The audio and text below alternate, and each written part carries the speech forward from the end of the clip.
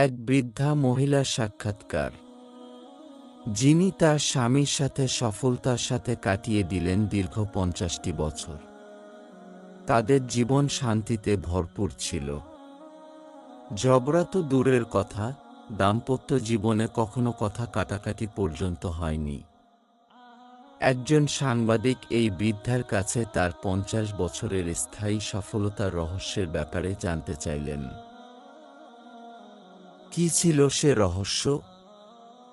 মজার মজার খাবার বানানো, দৈহিক সৌন্দর্য, বেশি সন্তান জন্ম দেয়া, নাকি অন্য কিছু? বৃদ্ধা বললেন, দাম্পত্য জীবনের সুখ শান্তি প্রথমত আল্লাহর ইচ্ছা, অতঃপর স্ত্রীর হাতেই। একজন স্ত্রী চাইলে তার ঘরটাকে জান্নাতের টুকরো বানাতে পারেন, আবার চাইলে এটাকে জাহান্নামেও পরিণত করতে পারেন। কিভাবে? অর্থ দিয়ে? তা তো হতে পারে না।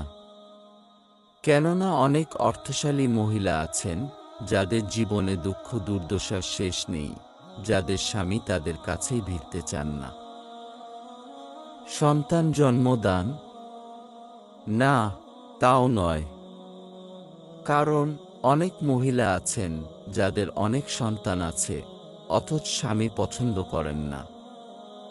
এমনকি এ অবস্থায় তালাক দেওয়ার নজিরও কম নয়। ভালো খাবার বানানো? এটাও না, কারণ অনেক মহিলা আছেন যারা রান্না বান্নায় বেশ দক্ষ, সারা দিন রান্নাঘরে কাজ করে, অথচ স্বামীর দুর্ব্যবহারের সম্মুখীন হন। তার কথায় সাংবাদিক বিস্মিত হয়ে গেলেন। বললেন, তাহলে আসল রহস্যটা কি? বৃদ্ধা বললেন, যখনই আমার স্বামী রেগে গিয়ে আমাকে বকাবকি করতেন, আমি অত্যন্ত সম্মান দেখিয়ে নীরবতা অবলম্বন করতাম এবং অনুতপ্ত হয়ে মাথা দুলিয়ে তার প্রতিটি কথায় সায় দিতাম, সাবধান। বিদ্রূপের দৃষ্টিতে কখনো চুপ হয়ে থেকো না, কেননা পুরুষ মানুষ বিচক্ষণ হয়ে থাকে, এটা সহজেই বুঝতে পারে। সাংবাদিক, ওই সময় আপনি ঘর থেকে বের হয়ে যান না কেন? বৃদ্ধা, সাবধান, সেটা কখনো করবেন না। তখন তিনি মনে করবেন আপনি তার কথায় বিরক্ত হয়ে পালাতে চাচ্ছেন। আপনার উচিত চুপ থেকে ওর প্রতিটি কথায় হাসূচক সায় দেওয়া, যতক্ষণ না তিনি শান্ত হন।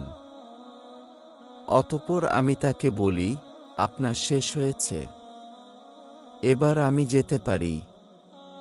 তারপর আমি চলে যাই আর আপন কাজে লেগে যাই।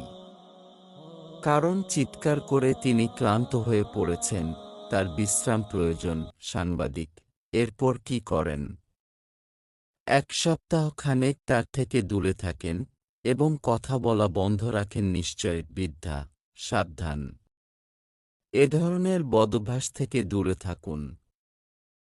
জাদুধারী তরবারির চেয়েও মারাত্মক। স্বামী যখন আপনার সাথে আপোস করতে চান, তখন যদি আপনি তার কাছে না যান, তখন তিনি একা থাকতে অভ্যস্ত হয়ে যাবেন।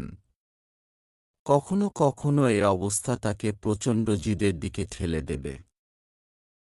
সাংবাদিক, তাহলে কি করবেন তখন? বৃদ্ধা, ২ ঘন্টা পর ১ গ্লাস দুধ বা ১ কাপ গরম চা নিয়ে তার কাছে যাই আর বলি, নিন, এগুলো খেয়ে নিন, আপনি খুব ক্লান্ত। এ সময় তার সাথে অত্যন্ত স্বাভাবিকভাবেই কথা বলি। তারপর তিনি বলেন, রাগ করেছ? আমি বলি, না। তারপর তার দুর্ব্যবহারে দুঃখ প্রকাশ করেন এবং স্নেহ ও ভালোবাসার কথা বলেন।